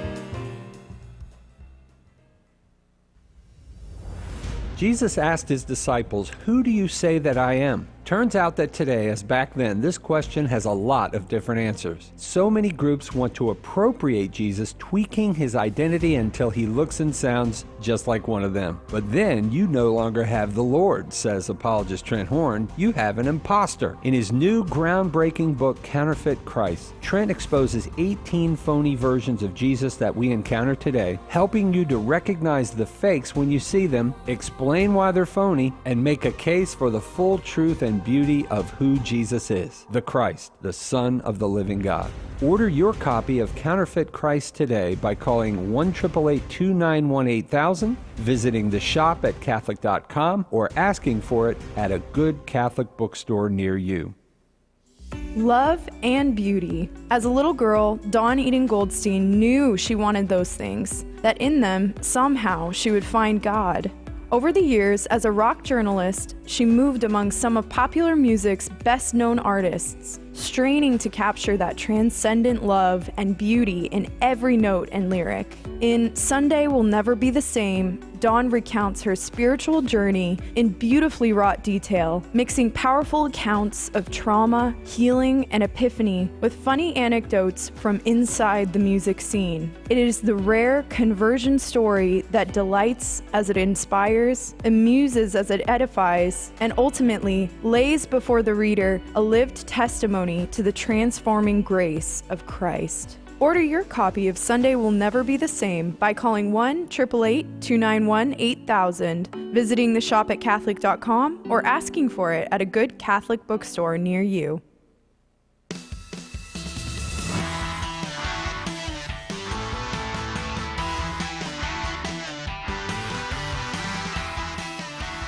We're not hiding it. We're pro-life here. We're not trying to hide that from you. But if you're pro-choice, we'd love to have a conversation with you about it. All the lines are being held today for pro-choice people. There are 4 lines open right now. If you are a pro-choice person and you call now, I can pretty much guarantee you we'll get to your call before the top of the hour. 888-318-7884. 888-31-TRUTH if you prefer the spelled version. 888-31-TRUTH. Our guest today is Stephanie Gray. She is a renowned speaker on pro-life issues, given nearly 1,000 presentations in public on it. She's the author of Love Unleashes Life, Abortion and the Art of Communicating Truth, as well as A Physician's Guide to Discussing Abortion. All of her stuff is available, and if you want to know more about her, you can find all about her at loveunleasheslife.com. Again, 888-318-7884, the number. We start this segment with Whitney in Las Cruces, New Mexico, listening to EWTN Channel 130, Sirius Satellite Radio. Whitney, why are you pro-choice? Well, I guess my biggest thing about it is the fact that it's a choice, right? That's why I'm pro-choice. Just like you have choices with other things, just like there's free will. Now, personally, myself, I would never get an abortion, and I wouldn't suggest someone get an abortion. But ultimately, it's their choice. So that's my feeling on that. Do you think, Whitney, that abortion should be against the law? No, I think it should. I think if it's against the law, then there's no choice involved. That you just can't. Well, I mean, we can do anything. People can break the law, but you're saying more. It sounds then by believing abortion should be legal, you're saying more than simply people can technically choose abortion, but it sounds like you're saying they should be allowed to choose abortion, which is what legalizing it does. Is that correct? Talking more about people doing it. Yeah, well, you're talking if people were to do it illegally, like they did in the past, that's where you had, not only the children dying, you had the women dying too from, coat hangers or what have you. The fact that it's legal it makes it safer for the women that decide to make that. Okay, so if I could just draw on something you just said there, you talked about not only the child dying, but the woman potentially dying if it's illegal. So are you acknowledging then that abortion kills a child?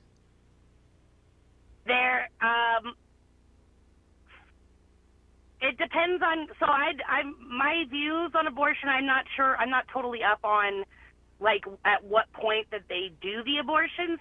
My whole thing is when you were talking earlier about, if they were pregnant with a boy and they wanted a girl, that they would abort that.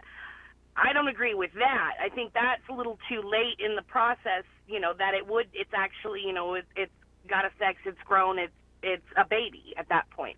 The earlier on, that to me is not, it's a little different. So I think, when you bring up again, and that's helpful, the example that I gave about a sex-selective abortion, and you acknowledge that if someone aborts a child because the baby's female, that's a problem. I guess my question would be, when does a baby become female or male? When is that determined?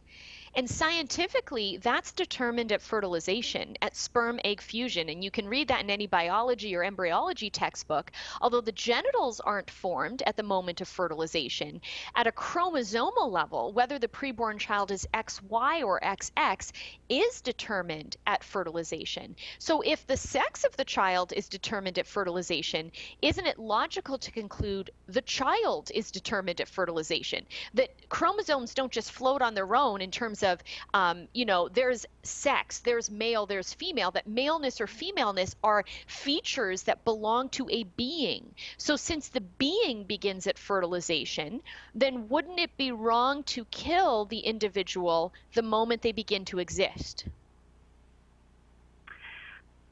So when you put it like that, I do agree with that. So I guess my thing is abortion, I guess, when it's used more for cosmetics, like something like that, or I don't agree with abortion being used as like birth, as a form of birth control. Like there are circumstances where, like rape and things like that. Now, if I knew somebody personally like that, I would not say, hey, just go have it aborted, because that's personally not my view on it. But I would say these are your choices. In my opinion, I would keep it. But again, it's your choice. So I certainly want to affirm you, Whitney, in the conviction you have that abortion is not something that you would choose, and that you would also tell someone that. I think that is a positive step. I'd encourage you to explore deep down ultimately what your reason for that is. If, for example, you yourself wouldn't have an abortion because you have a sense that we're dealing with a human being, that you wouldn't want to end the life of a human being, I guess the question is, when would it ever be okay for someone to end the life of a human being? Technically, abortion is a choice insofar as it's something people can choose. Rape is a choice. Stealing is a choice. Genocide is a choice. All of these are behaviors that one human can make the choice to commit. I think the question is, should we make the choice to commit certain behaviors?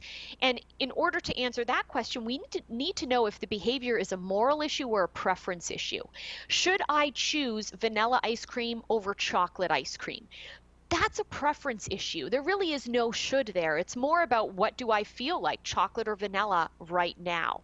But moral issues are different from preference issues. Moral issues aren't based on taste buds or feelings. Moral issues are based on fact and moral codes. And so when human lives are on the line, unlike in the case of discussing ice cream flavors, when human lives are on the line in the case of slavery, in the case of rape, in the case of genocide, in each of these cases, we would say you can't just be pro-choice about those issues because human beings are having their lives harmed or ended, so therefore it's objectively wrong. Not only I should personally be against those things, but society should be against them. We should not allow people to commit them legally. And so because the preborn child is as human as a victim of rape, is as human as a victim of genocide, is as human as a victim of slavery by virtue of having human parents, then it would follow that abortion is not a preference issue like ice cream flavors. It's a moral issue like genocide, rape, slavery, and we should not just be against it personally, but as a whole society. Does that help? What do you think? Yeah, I mean, I don't know. I still feel like, you know, even personally, yes, I would not get an abortion, but I still am glad. I still like that I have that choice. That if something, you know, were to happen that, you know, I had to for some reason, which, you know, thanks to be the Lord that I don't, and not in that position. That I have that choice to not have, you know, I guess I feel like it's a healthier way because there's some people that are going to do it whether it's legal or not.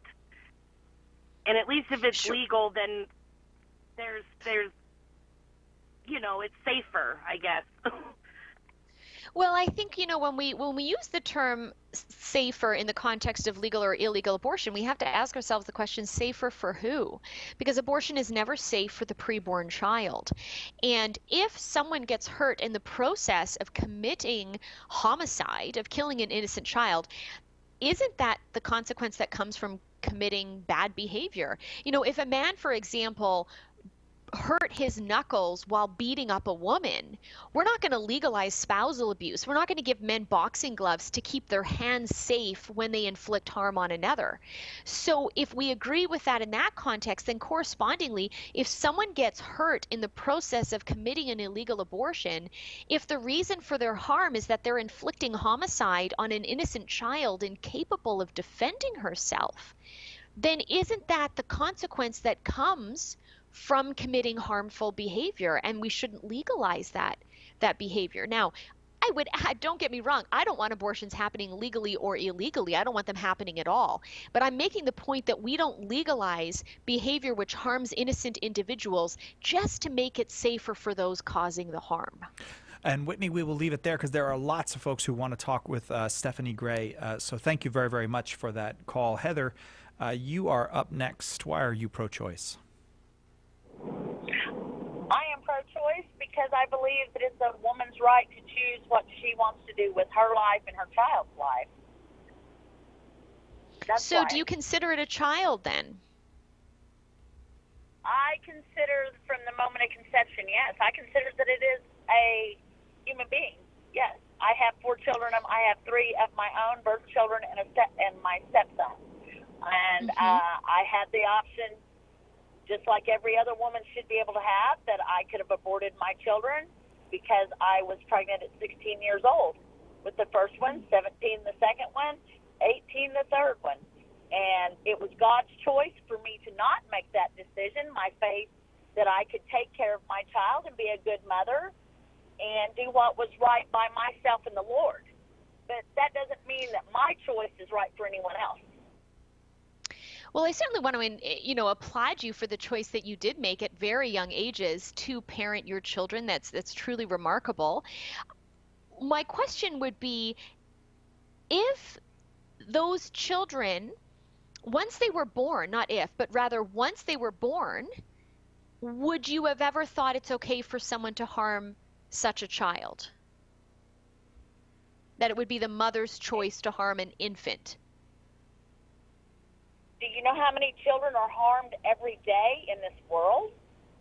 Yeah, it's very disturbing. So do you think that should be legal or illegal to harm born children?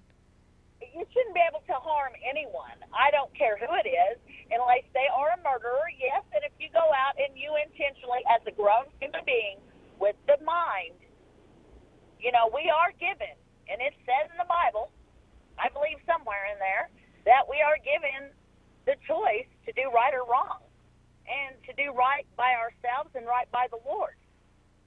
Well, we're told, for example, in the scriptures, I set before you life and death, the blessing and the curse, but then we're told, choose life so that you and your descendants may live.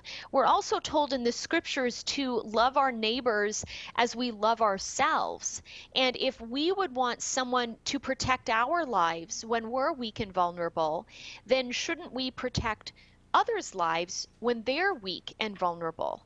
And the reality is, as you've pointed out, you don't think anyone should be harmed, and you're rightly outraged, it sounds like, by born children who are hurt in this world. I would simply make the point that you should be equally outraged at preborn children being hurt. That if it's wrong to kill a child out of the womb, it's wrong to kill a child in the womb, because the wrongness of harming the child is grounded in the fact that it is a child, not in where the child is in the womb or external to the womb. So if we believe that children are valuable and precious, and that God himself placed his image in those children as he has in us adults, then isn't the best way to reverence God and his image illustrated by respecting and protecting the image bearer? I believe that respecting yourself is the number one thing, and that is your own choice to do whatever you feel like you can make it through this life as. And you can't answer for my mistakes. I can't answer for your mistakes. And whenever it comes down to it, we only have one person to answer to in the end, and that is the Lord. That's correct. And I think the word that jumped out at me there from everything you said is the term mistake. I guess the question is, do we acknowledge that not all of our choices are good, and that all of us make mistakes, and that abortion, like many things, is an example of a mistake? Rather than it be something that we celebrate or that we justify, if we believe in Jesus, we're acknowledging a need for a savior. But to need a savior is to imply that there's something to be saved from. And what we're to be saved from is the death and the damnation that comes as a result of our mistakes, our choices. And God in his mercy sent Jesus in place of us to have the consequence of sin, to experience death, and we go to him thanking him for being our savior, but we need to repent of the mistakes that we've made. So my point simply is not that any of us are perfect, but that when we are imperfect, when we make mistakes, we shouldn't justify it, rationalize it, and celebrate it as a good, acceptable thing. But we should say, my Lord and my God, have mercy on me. I don't want to repeat this. Help me learn from the past. And we will leave it there, Heather, because we have to take a quick break. Right back with more of our hour with Stephanie Gray and our question to you: why are you pro-choice? Right after this on Catholic Answers Live. This is Bishop Robert Barrett, and you're listening to Catholic Answers Live. Pope Francis reminds us that it does not take a specialized degree in theology to become a great evangelist. We're all called to evangelize. Think about the woman at the well. After she encountered Jesus, she immediately went into the city and invited others to meet him as she had. You and I can go out now and do the same. And St. Paul Street Evangelization can help. Get involved today by contacting us at streetevangelization.com. That's streetevangelization.com. EWTN, communicating the faith. What makes me happy is listening to Catholic radio. I'm by myself a lot. Had a concussion as a child and I can't see very well, but I do work. I go to church and I'm an on-fire convert. And as a child, more or less, I've learned to have a good sense of humor whenever I can, and I'm very appreciative of everything I have, and especially Catholic radio. EWTN. Live truth. Live Catholic.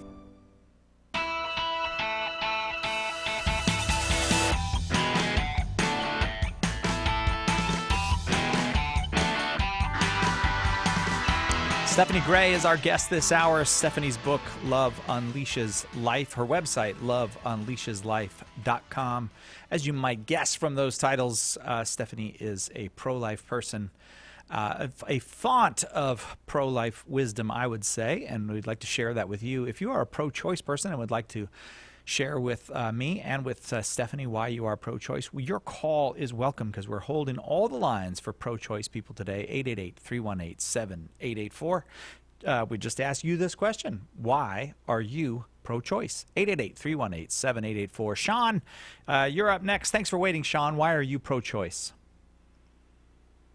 You know, I wouldn't say I'm pro-choice. I like to think I'm above any labels like that, because I think when you try to fall under a label like that, you get pigeonholed into certain beliefs. And I guess my question to you would be, you know, it seems like every time I turn on Catholic radio, you guys are talking about how evil abortion is. You guys have this singular obsession with abortion when, you know, you have all these real issues going on where priests are raping children, and you won't touch that with a 10-foot stick. And I think you guys are too obsessive about the whole abortion thing, and you could be going into more, talking about more real issues. Okay. Did you want to share with us something that Stephanie can respond to? Stephanie isn't in charge of Catholic Radio. I mean, myself, knowing what we do here every day, your assessment that we do a lot of abortion shows and don't cover things like the molestation of children, it just doesn't. I'm sorry, that just doesn't pass the test. I don't think you've actually been listening. So I'll just be frank with you about that. But did you have something you wanted to discuss with Stephanie about abortion? You guys never talk about the fact that you believe your beliefs are based on these priests that have been doing terrible things, and you take their word for. You take their religious word, and you won't even touch on the subject, but you'll lambaste people about abortions when you should really be looking at yourselves and the evil that you're causing. Okay, perhaps that is something Stephanie would like to address. How would you address the accusation that we're so focused on abortion we're not willing to look at our own sins? Sure. Well, I would make the point that there has been consistent condemnation by Catholics individually, as well as organizations like Catholic Answers and many others, consistent condemnation of what pedophile priests have done, of the scandals that are going on. People have been horrified, people have been outraged, and there isn't a justification of what has gone on. There's been a condemnation of it, and the reason why we condemn it is because we know it violates God's commands, that we know that those behaviors in particular preyed on the vulnerable and hurt children. And so that is why Catholic Answers and many other organizations would also be speaking out clearly and consistently, as you've observed, on issues like abortion, because it's preying on the vulnerable. It's hurting children. And so there's great consistency going on here, and that is concern for the youngest of our kind, weak and vulnerable children who cannot defend themselves, whether born or preborn, and we believe that we need to speak out when attacks happen on children. Sean?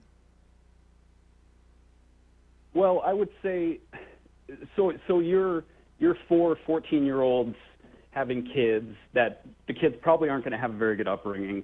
You're children being born that came from circumstances of incest that might have gross deformities. You think all these children are going to get taken care of?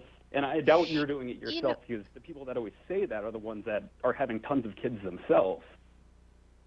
You know, Sean, I am not for 14-year-olds having kids. I am for 14-year-olds not killing kids. So I think ideally 14-year-old children should not be creating children. But where 14-year-old children have created children, they've had sex, they've gotten pregnant, the question then becomes, when you have a second human being in the picture, what is the best solution to a less than ideal situation? I agree, that's not ideal. And I would say the best solution, first of all, is not to harm the innocent preborn child, and to look at what the best thing would be in the situation. And that's where I would encourage adoption. As Sai has pointed out, my website is loveunleasheslife.com. My most recent blog that I just posted is how when children are born into less than ideal circumstances, we need to, as a community of faith, foster and adopt these children. And I give personal examples from my own social circle of friends who have done that. I have friends that foster. I have friends that adopted 3 little girls from China who had cleft palate. I have friends who, when they had a 1-year-old child, traveled overseas to Africa to adopt 2 children, subsequently had 4 or 5 more of their own birth children, as well as adopted 2 more children. 2 of their children have severe Down syndrome, severe heart problems, and had to undergo expensive and serious surgery. So there are many more examples that I could give. There's a whole church outreach right now called Love Life Charlotte, where a community of churchgoers are making it their mission to foster or adopt every single child in the system in their community. And I'm seeing a growing movement where that's happening. So are there problems? Yes, but there's a lot of solutions being implemented that don't involve homicide. Sean, because there are so many on the phone, I'm going to leave it there. But thank you for your impassioned call, and I hope you'll continue to call us.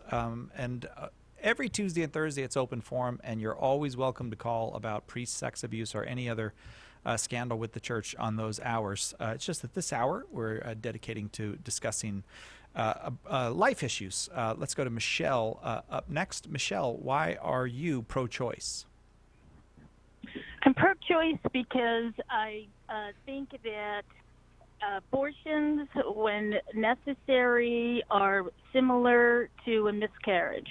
Miscarriages are a natural process where the body expels a fetus for one reason or another. Sometimes it's often due to health. And I see abortion as analogous to that natural process. If I could ask you, it was Michelle, right? Yes, ma'am. Michelle, with the case of miscarriage, it just happens without you inflicting something. Would you at least acknowledge with abortion that if you carry the pregnancy without doing an abortion, then there isn't going to be a miscarriage? That abortion involves making a choice to go to a clinic where an abortionist will begin to do things to the body to inflict the demise of the preborn child. I caught only part of that. I'm sorry, you came in and out, but would I acknowledge that a woman going to an abortion clinic is doing something that a miscarriage doesn't. A miscarriage happens naturally. It's not something she inflicts. But to end a pregnancy via abortion, she has to actively do something by having an abortionist bring about the demise of the preborn child. So wouldn't that be a significant difference? It's kind of like if someone has a heart attack versus is stabbed in the heart, they both die. You know, let's say the heart attack victim dies, the stabbing victim dies. They both die, but in one case they died naturally. The other case they were killed purposefully. So I agree that when a woman goes to an abortion clinic that she is getting an abortion, which is completely similar to a natural miscarriage, except it's an active choice, and that's why I'm pro-choice. Yes. That it is the choice to go to a clinic to get an abortion, which is the same thing as a miscarriage, except Go ahead, Stephanie. We're really limited on time, so you're just going to have to respond. So I would say it might look like the same thing in that in both cases the child is dead at the end. But in one case, the act of killing the child is what went on in the case of abortion, where you're actively dismembering, decapitating, and disemboweling the body of a baby who was otherwise living and doing fine, versus a miscarriage where a child dies naturally and the parents typically grieve because they wanted that child. So when we speak about choice, as you mentioned, the key is, what does the choice do?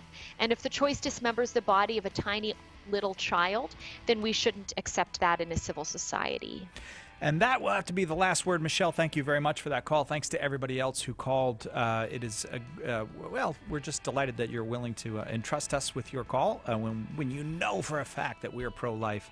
And the conversation is going to be on those terms. So thank you so much to all of our callers. Stephanie Gray has been our guest. She is the author of Love Unleashes Life, and you can find out all about her at loveunleasheslife.com. Stephanie Gray, thank you very much for a fine hour. Thank you. And you can see her at the Western Walk for Life in Canada, May 4th. Tomorrow, 2 hours of open forum. If you didn't get through today, you're welcome then.